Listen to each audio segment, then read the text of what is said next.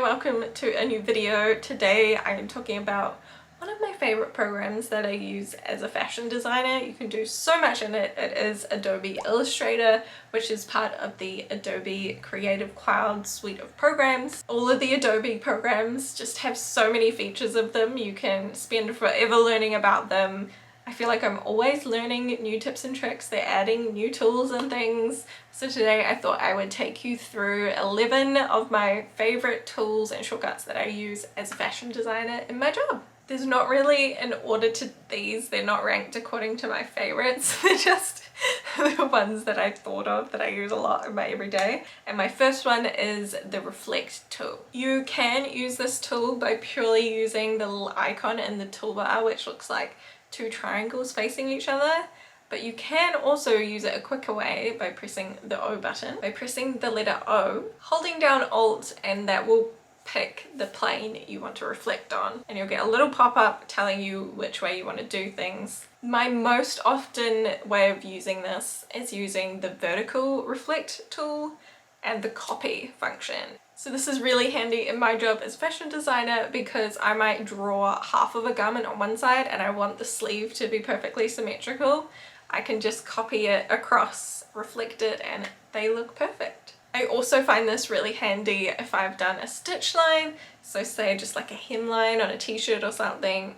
You don't have to do each line going through all the steps individually or hand drawing each line. You can reflect it and then boom, you're done.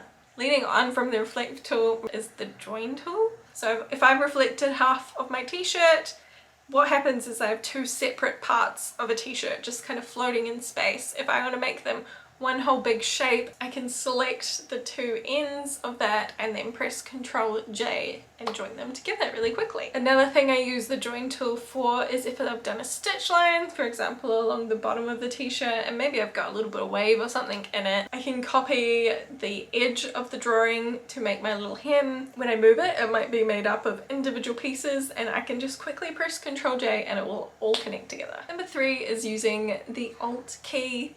So Alt will copy anything you have selected. I'll often just select my t-shirt, Alt drag or Alt arrow, and it will copy a version across. This is great for me when I'm wanting to make a couple of different colors of the same t-shirt. There's no copy, paste, it's just 2 buttons to push, so I save a little bit of time. Number 4 is making the most of your brushes tool. So I'll have all the different kinds of stitching that I use frequently in there. So it might be, you know, just a single stitching line, it might be the back of an overlocking, anything that I want to be able to show in a line quickly, I can put it in there, and then I can adjust the size if I need to. It's easy peasy and it's consistent across all the different drawings I might have in the file. You can also add tints to your brushes, which means that if you want to change the color of the thread in your stitching, you can do that really easily too. Number 5 of my speedy shortcuts or tools is the offset path tool. This is really handy if you've got a stitching hem that you want to do, but maybe you've got a really complicated floaty skirt.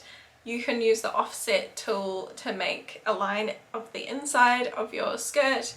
I'll then cut the sides and extend it, and then I've got a nice little bit of stitching. I also often use this tool if I'm wanting to make a particular outline or something. I can offset it. You can also use this if you're wanting to make something like a binding around a neckband. You just need to have your line that is the edge of the armhole, and then you offset path and you get a nice little rectangle around it. Number 6 is a tool that maybe you've already used quite a bit in Illustrator, but I definitely didn't use it at first when I was starting to draw my fashion design drawings, but I've learned to love it. Is the pen tool. It's definitely easier if you use like a tablet or a pen like me, which is also good for your hands if you're a fashion designer or a designer. I usually draw my drawings quite flat and technical, and then I'll add some movement using the pen tool to make it feel a bit more organic and lived in, which is definitely more the style of the CAD drawings that people do now. They used to all be super flat, but definitely,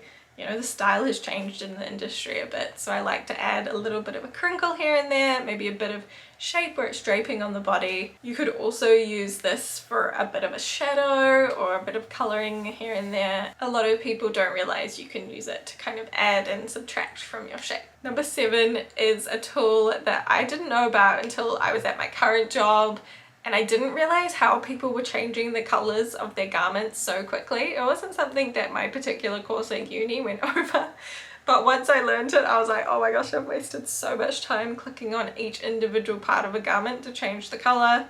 It is the Select Same tool. You can use this for all different components, whether it's looking for things that are the same fill color, the same stroke color. I most often use it if I'm changing a color of something. It makes it really quick if I've got a few different items in the same color and I'm thinking, oh, actually maybe this orange isn't quite right for the range, I'm gonna switch it up. You can select everything in that color in your file. This was probably my favorite one to find out about since I started my job. Number 8 is this little swirly symbol on your keyboard. What you can do is, this means it will just select the fill in whatever you touch. So I find sometimes changing the scale of prints can be a little bit niggly with the scale tool. So sometimes I'll use this, I'll select the garment and then you hold down your little wavy symbol, and then you can rotate. If you're using the rotate tool, you can scale, you can move if you want to position a flower, for example, in a slightly different place. It's really handy for just tweaking and finessing your pictures. It's also great for doing a sleeve, because if you just blank fill it across the whole thing, you won't get the right angle, particularly for stripes. So the stripe will typically go along the side on a t-shirt, but if you've drawn it like this, you'll end up with the stripes going this way, so it's technically more accurate for them to go like this. So you can use the little swirl and the rotate tool. Another tool I love to use is the masking tool. If you select 2 objects and press Command 7, it will kind of cut out around the outside of the bottom object to the shape of the top object.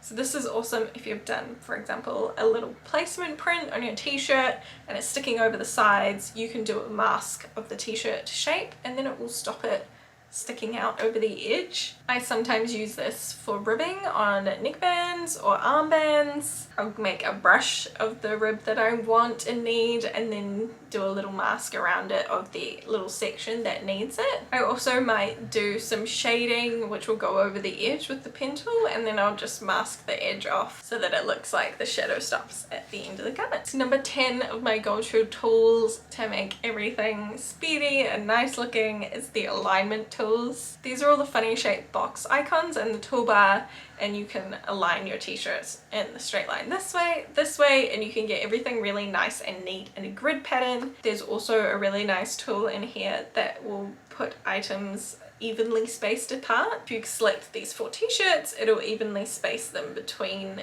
the 2 end ones. Number 11 is a feature that I jump in and out of depending on what I need it to do.